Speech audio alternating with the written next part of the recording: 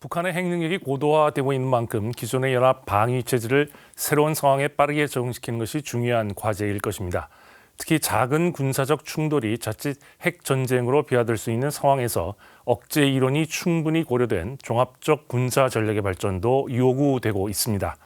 한반도의 전쟁이 발발해서는 안 되겠지만 우발적 상황에서 또는 북한의 도발로 인해 그리고 한미 측의 안전 보장을 위해 실제로 재래식 분쟁이 발생할 가능성을 배제할 수 없기 때문에 일단 전쟁이 발생하는 경우 북한이 어떠한 상황 하에서 핵을 사용할 것이며 이를 어떻게 억제할 것인가의 문제를 논의할 필요가 있습니다.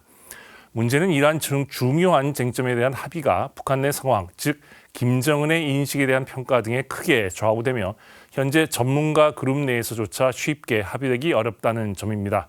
김정은의 핵 사용 레드라인은 상황과 시기 그리고 시점에 따라 달라질 것으로 판단되며 따라서 전쟁 상황을 가정한다고 해도 전쟁이 어떻게 시작되었는가에 따라 크게 달라질 것으로 생각됩니다.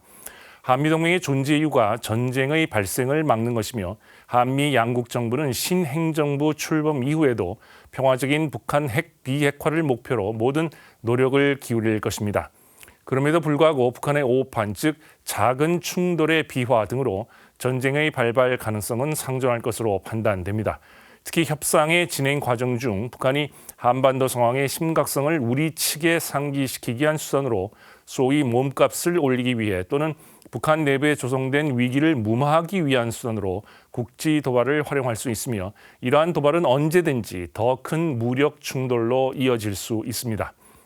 따라서 북한의 비핵화를 위한 협상 국면이 진행된다고 해도 한미 양국의 한반도 군사적 안정화 및 한국민의 보호를 위한 진지한 노력은 계속되어야 할 것입니다.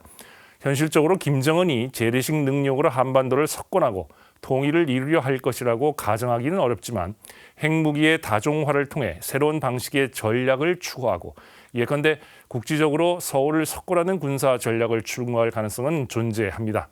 이러한 가능성은 북한의 핵과 미사일 능력의 발전으로 점차 구체화되고 있으며 이에 대한 대비를 게을리할 수 없고 이에 대한 대비가 북한에게는 또 다른 위협이 되는 상황이 연출됩니다. 김정은의 핵을 사용하는 이른바 레드라인을 넘는 상황은 우선 정권 안보에 위협이 되는 순간으로 수렴되고 있지만 이처럼 변화하는 상황의 군사적 의미에 대한 보다 깊은 연구와 논의가 필요할 것입니다. 즉 전쟁의 발발 시 북한의 전략적 목표를 파악함과 함께 한미동맹의 전략 목표를 일정 수준 제한하는 이른바 정치적 결단과 상호 논의가 중요할 것입니다. 국방중앙 이슈의 이명철이었습니다.